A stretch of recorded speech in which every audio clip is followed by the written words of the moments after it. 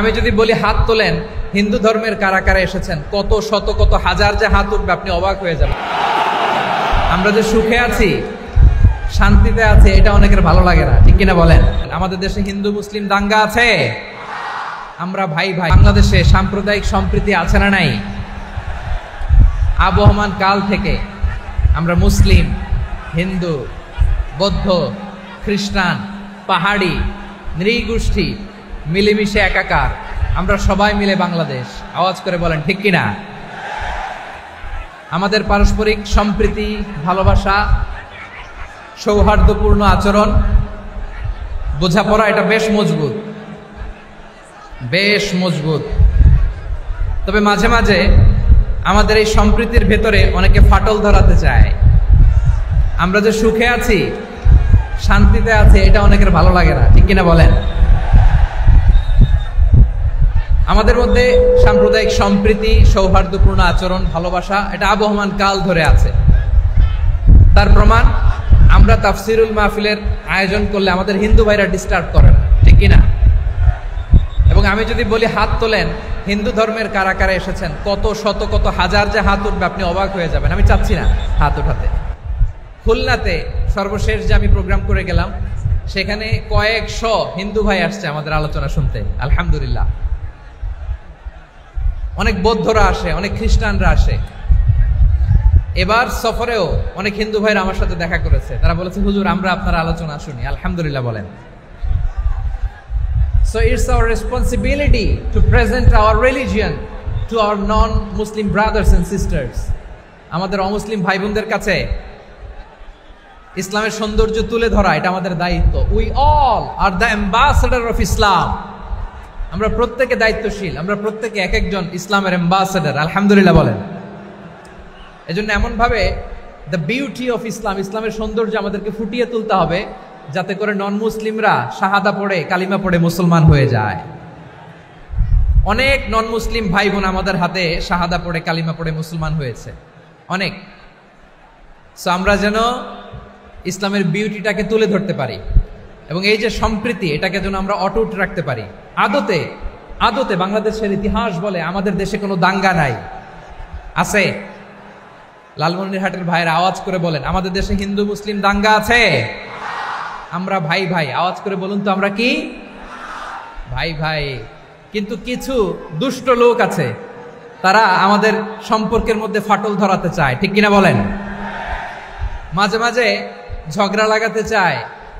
দেখবেন পত্রপত্রিকায় দেখা যায় বিভিন্ন ধর্মীয় উপাসনালয়গুলোতে হামলা চালানো হয়। এগুলো রাজনৈতিক উদ্দেশ্য প্রণোদিত, এগুলোর সাথে ইসলামের কোনো সম্পর্ক নাই। এজন্য এই দুর্বৃত্তদের ব্যাপারে আমাদের সাবধান থাকতে হবে। আমরা সবসময় যেমনি ঐক্যবদ্ধ, ইউনাইটেড, আমরা যদি এরকম ইউনাইটেড থাকি, এই সমস্ত দুর্বৃত্তদের কালো হাত ভেঙে দিতে আমাদের 1 ঘন্টাও লাগবে না। চিল্লায় বলো ঠিক কিনা? আমরা সংঘবদ্ধ থাকবো। এই যে আমাদের পিসফুল কোএক্সিস্টেন্স, শান্তিপূর্ণ সহাবস্থান। হিন্দুরা পূজা করে, যেদিন হিন্দুদের পূজা অনুষ্ঠান, আমরা ওই দিন তাফসির মাহফিল করি না, ঠিক কিনা বলেন? যেদিন আমাদের তাফসিরুল কোরআনের প্রোগ্রাম, ওই দিন আমাদের হিন্দু ভাইরা ডিস্টার্ব করে না, সুবহানাল্লাহ। হিন্দুদের পূজা অনুষ্ঠানে মাদ্রাসার ছাত্র যে পাহারা দেয়, গোটা বিশ্বে এরকম দৃষ্টান্ত, নজির বিরল, ঠিক কিনা বলেন? আইন শৃঙ্খলা বাহিনীর পাশাপাশি মাদ্রাসার ছাত্ররা যে সেখানে পাহারা দেয়, গোটা পৃথিবীতে এই দৃষ্টান্ত আপনি পাবেন। মাদ্রাসার ছাত্ররা, তারা তো কোরআনের ধারক, তারা হাদিসের ধারক, তারা কেন মন্দির পাহারা দিবে? এই সম্প্রীতিকে ধরে রাখার জন্য, এই সৌহার্দ্যকে ধরে রাখার জন্য, আমাদের পারস্পরিক ভালোবাসাকে অটুট রাখার জন্য। আওয়াজ করে বলতে হবে ঠিক কিনা? এখন বলেন, আমাদের এই ভালোবাসা অটুট থাক, আমরা চাই কি চাই না? আমরা হিন্দু মুসলিম মিলেমিশে শান্তিপূর্ণ সহাবস্থান, সাম্প্রদায়িক সম্প্রীতি। লালমনিরহাটের ভাইয়ের আওয়াজ করে বলুন, এই সাম্প্রদায়িক সম্প্রীতি আমরা চাই কি চাই না? আল্লাহ এই দেশকে তুমি বরকতময় করো, বাংলাদেশকে তুমি শান্তিময় করো। আওয়াজ করে সবাই বলেন আমিন। আল্লাহ রাব্বুল ইজ্জা ওয়াল জালাল তিনি ইরশাদ করছেন, ওয়ালা তাসুব্বুল্লাযীনা ইয়াদউনা মিন দুনিল্লাহি ফায়াসুব্বুল্লাহা আদওয়ান বিগাইরি ইলম কাযালিকা যায়্যান্না লিকুল্লি উম্মাতিন আমালাহুম সুম্মা ইলা রাব্বিহিম মারজিউহুম ফায়ুনাব্বিউহুম বিমা কানু ইয়ামালুন। রব্বুল আলামিন বলেন, গোলাম ও আমার ইমানদার বান্দারা শোনো শোনো, ও আমার বিশ্বাসী বান্দারা শোনো শোনো, লা তাসুবুল্লাযীনা ইয়াদউনা মিন দুনিল্লাহ ফায়াসুবুল্লাহা আদওয়াম বিগাইরি ইলম। ও আমার বিশ্বাসী বান্দারা, যারা আল্লাহকে ব্যতি রেখে, আল্লাহকে বাদ দিয়ে অন্য উপাস্যকে ডাকে, দেব দেবীর পূজা করে, দেবতাদের পূজা করে, তোমরা খবরদার তাদের গালি দিও না। আওয়াজ করে বলেন, কি দিও না? আল্লাহ বলেন, ও বিশ্বাসীরা শোনো, যারা আল্লাহকে বেছে রেখে দেব দেবীর পূজা করে, অন্য উপাস্যের পূজা করে, তাদেরকে ডাকে, ওই দেবতাদেরকে তোমরা গালি দিও না। যদি ওই দেবতাদেরকে গালি দাও তাহলে ভুলবশত, শত্রুতাবশত তারা তোমাদের রব আল্লাহকে গালি দেবে, ঠিক কি না? তোমরা যদি তাদের দেবতাদের গালি দাও, ওরা রেগে তোমার আল্লাহরে গালি দিবে, তাহলে আল্লাহরে গালি খাওয়ানোর কারণ হয়ে গেলাম আমি, ঠিক কি না? বলেন। রব্বুল আলামিন বলেন, খবরদার বিশ্বাসীরা, আল্লাহ ছাড়া যারা অন্যান্য উপাস্যদেরকে ডাকে, দেবতাদেরকে ডাকে, তাদেরকে তোমরা গালি দিও না। ওই সমস্ত দেবতাদেরকে যদি তোমরা গালি দাও তাহলে তারা আল্লাহকে গালি দিবে, ঠিক কিনা বলেন? আমরা দেবতাদের গালি দিলে ওরা আল্লাহকে গালি দিবে। রব্বুল আলামিন বলেন, খবরদার দেবতাদেরকে গালি দিও না, তাহলে ওরা তোমার রব আল্লাহরে গালি দেবে। প্রতিটি জাতির জন্য তাদের কাজকে আমি আল্লাহ সুশোভিত করে রেখেছি, তারা সবাই একদিন আমার কাছেই ফিরে আসবে। এরপর আমি রব্বুল আলামিন তাদের আমলনামা তাদেরকে জানিয়ে দেব। সুবহানাল্লাহ পড়ে। প্রিয় ভাইয়েরা, আল্লাহ তাআলা বলেছেন, খবরদার গালি দিও না। আদেশটা কার? আওয়াজ করে বলেন তো। হিন্দুদের দেবতা দেবদেবীদেরকে গালি দেওয়া যাবে না। আওয়াজ করে বলুন প্রিয় ভাইয়েরা, এই আদেশটা কার? এই আপনাদের গলার আওয়াজ। অন্য ধর্মের দেবতাদেরকে যে গালি দেওয়া যাবে না, এই আদেশটা কার? আরো জোরে বলুন, কার? গালি দিবেন কোন দেবতাকে? দিবেন? যদি দেন তাহলে ওরা আল্লাহরে গালি দিবে, তাহলে আল্লাহরে গালি খাওয়াইলো কে? আপনি, ঠিক কিনা বলেন? আমি আল্লাহকে গালি খাওয়ানোর কারণ হলাম, কারণ আমি যদি গালি না দিতাম ওরা আমার রবকে গালি দিত না। আওয়াজ করে বলেন, ঠিক কিনা? তাহলে প্রিয় ভাইয়েরা, ইসলাম আমাদেরকে শিখায়, সূরাতুল আনআমের 108 নম্বর আয়াত থেকে আমরা বুঝলাম, কোন ধর্মকে ছোট করা যাবে না। অন্য ধর্মকে ছোট করা মানে ইসলামকে ছোট করা। অন্য ধর্মের দেবতাকে গালি দেওয়া মানে আল্লাহকে গালি খাওয়ানো। আওয়াজ করে বলেন, ঠিক কিনা? খবরদার, এটা করা যাবে না। আর অন্য ধর্মের দেবতাকে যদি আপনি গালি দেন, ওরা ইসলাম থেকে দূরে সরে যাবে। যাও ইসলামের প্রতি আকৃষ্ট হয়েছিল আর কোনোদিন ইসলামের ধারে কাছে আসবে না। আওয়াজ করে বলেন, ঠিক কিনা? এজন্য কখনো কোনোদিন অন্য ধর্মের দেবতাদেরকে গালি দেওয়া যাবে না। অন্য ধর্মের কোনো দেবতাদেরকে আমরা গালি দিব না, গালি দিব না, বরং ইসলামের beauty, the beauty of Islam, ইসলামের সৌন্দর্যকে আমরা তুলে ধরব। আমরা যদি বিশ্বনবী সাল্লাল্লাহু আলাইহি ওয়াসাল্লামের জীবনের দিকে তাকাই, তাহলে আমি দেখব বিষ্ণু ইসলাম মক্কাতে কিংবা মদিনাতে অন্য ধর্মের লোকদের সাথে খুব পিসফুলি লাইফ লিড করেছেন। হোক মুশরিক, হোক খ্রিস্টান, হোক ইহুদি, বিশ্বনবী সবার সাথে মিলেমিশে ছিলেন। আলহামদুলিল্লাহ বলেন। ইসলাম হচ্ছে পিসফুল রিলিজিয়ান। অন্য ধর্মের প্রতি সহনশীলতার সবক ইসলাম আমাদেরকে দেয়। কিন্তু প্রতিটি মুসলিমের এটা মনে রাখতে হবে, আল্লাহর কাছে পছন্দনীয়, গ্রহণযোগ্য ধর্ম, জীবনাদর্শ একটি, সেটা হচ্ছে ইসলাম। আওয়াজ করে বলেন, সেটা কি?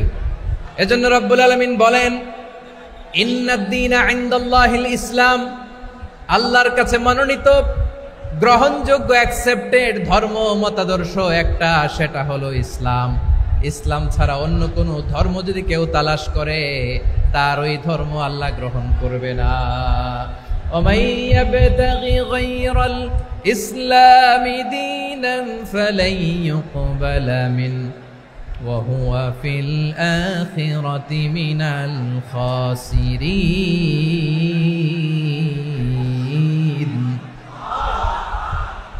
whoever seek anything except Islam, that won't be accepted from him, and he will be loser in the day of judgment. কিয়ামতের দিন ইসলাম ছাড়া কেউ যদি অন্য কোনো ধর্ম তালাশ করেছে দুনিয়াতে, তার এই মতাদর্শ গ্রহণ করা হবে না, and he will be loser. সে হবে লুজার, ক্ষতিগ্রস্ত, হাই হাই কোম্পানির ম্যানেজার। ওর আমও শেষ, সালাও শেষ। আওয়াজ করে বলেন ঠিক কি না? এজন্য ইসলাম পেয়ে আমরা খুশি না বেজার? প্রত্যেক নামাজ শেষে আমরা আল্লাহরে বলি, আল্লাহ রাদিতু বিল্লাহি রাব্বা ওয়া বিল ইসলামি দীনা ওয়া বি মুহাম্মাদিন নাবিয়ান ওয়া রাসূলা। ও আল্লাহ, তোমারে রব হিসেবে পেয়ে আমরা খুশি। ও আল্লাহ, ইসলামকে ধর্ম হিসেবে পেয়ে আমরা খুশি। বিশ্বনবীকে আমাদের রাসূল পেয়ে আমরা খুশি। ঠিক কিনা বলেন? ইসলাম ছাড়া অন্য কোনো ধর্ম আমরা গ্রহণ করব না। ঠিক কিনা বলেন? আল্লাহর কাছে অ্যাকসেপ্টেড রিলিজিয়ান একটা, সেটা ইসলাম। তো বিশ্বনবী সাল্লাল্লাহু আলাইহি ওয়াসাল্লাম মক্কাতে কিংবা মদিনাতে খুব পিসফুলি এক্সিস্ট করেছেন, যে কোনো ধর্মের সাথে মিলেমিশে চলেছেন। তার প্রমাণ আমরা যদি রাসূল সাল্লাল্লাহু আলাইহি ওয়াসাল্লামের বায়োগ্রাফির দিকে তাকাই, তাহলে দেখব তিনি মুশরিকদের সাথে পিস ট্রিটি করেছেন, শান্তি চুক্তি, পিস ট্রিটি, পিস এগ্রিমেন্ট। আপনারা হুদাইবিয়ার সন্ধির নাম শুনেছেন? আমার লালমনিরহাটের কলিজার টুকরা ভাইয়েরা, হুদাইবিয়ার সন্ধির নাম আপনারা শোনেন নাই? 6ষ্ঠ হিজরিতে বিষ্ণু ঈসা ইসলাম মুশরিকদের সাথে এই ট্রিটি করেছেন, চুক্তি। কাদের সাথে? মুশরিকদের সাথে। আমরা তো মুসলমান বসতে পারি না, আমরা দুই মুসলিম ভাই একসাথে বসে চা খেতে পারি না, গল্প করতে পারি না। বিষ্ণু ঈসা ইসলাম মুশরিকদের সাথে ট্রিটি করেছেন, হুদাইবিয়ার সন্ধি। এই সন্ধির আগে মক্কা থেকে কেউ মদিনায় যেতে পারে না, মদিনা থেকে কেউ মক্কায় যেতে পারে না। কিন্তু এই সন্ধির পরে ট্রাফিক স্বাভাবিক হয়ে গেল। মক্কার লোকেরা মদিনায় আসতে পারে, মদিনার লোকেরা মক্কায় আসতে পারে। এটাকে বলে সুলহে Hudaibiya, the peace agreement of Hudaibiya, শান্তি চুক্তি।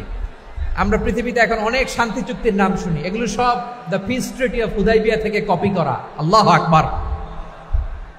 তাহলে বিশ্বনবী সাল্লাল্লাহু আলাইহি সাল্লাম তিনি যে শান্তিপূর্ণ সহাবস্থানে বিশ্বাসী ছিলেন, শুধু তাই নয়, মক্কার পার্ট গেল, পিস এগ্রিমেন্ট করলেন, শান্তি চুক্তি।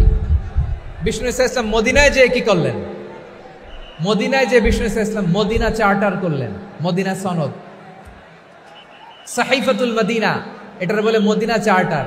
যে ওয়েস্টে, ইউরোপে, আমেরিকাতে তারা অনেক চার্টার করে, সব চার্টার মদিনা চার্টার থেকে কপি করা। আওয়াজ করে পড়েন সুবহানাল্লাহ।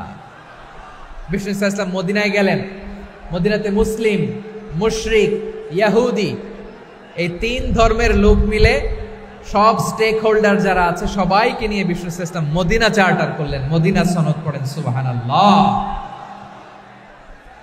শুধু তাই নয়, মক্কাতে বিশ্বনবী পিস এগ্রিমেন্ট করলেন, শান্তি চুক্তি মুশরিকদের সাথে। মদিনাতে যে বিশ্বনবী মদিনা চার্টার করলেন, মদিনা সনদ করলেন ইহুদিদের সাথে। আবার মদিনাতে বিশ্বনবী ইহুদিদের সাথে পিস ডায়ালগ করলেন, ইন্টারফেথ ডায়ালগ করলেন, আন্তধর্মীয় সংলাপ করলেন। যে সংলাপের মূল ভিত্তি ছিল তাওহীদ। মূল ভিত্তি ছিল কি? তাওহীদ। বিশ্বনবী ইহুদিদেরকে ডাকলেন, আহ্বান করলেন, কুল ইয়া আহলাল কিতাবি তাআলাউ ইলা কালিমাতিন সাওয়াইন বাইনানা ওয়া বাইনাকুম আল্লা না'বুদা ইল্লাল্লাহ ওয়া লা নুশরিকা বিহি শাইআন ওয়া লা ইয়াত্তাখিযা বা'দুনা বা'দান আরবাবাম মিন দুনিল্লাহ فإن تولوا فقولوا اشهدوا بأننا مسلمون। সুবহানাল্লাহ পড়েন। বিশ্বনবী মদিনার ইহুদিদের ডেকে বললেন, ও ইহুদিরা, শোনো শোনো, আসো এমন একটা আদর্শের প্রশ্নে আমরা একত্রিত হই, যে আদর্শের প্রচার তোমাদের নবীরাও করেছে, আমিও করি, যে আদর্শের কথা তোমাদের পবিত্র ধর্মগ্রন্থগুলোতে আছে, আমার কোরআনেও আছে। সেটা হলো তাওহীদ।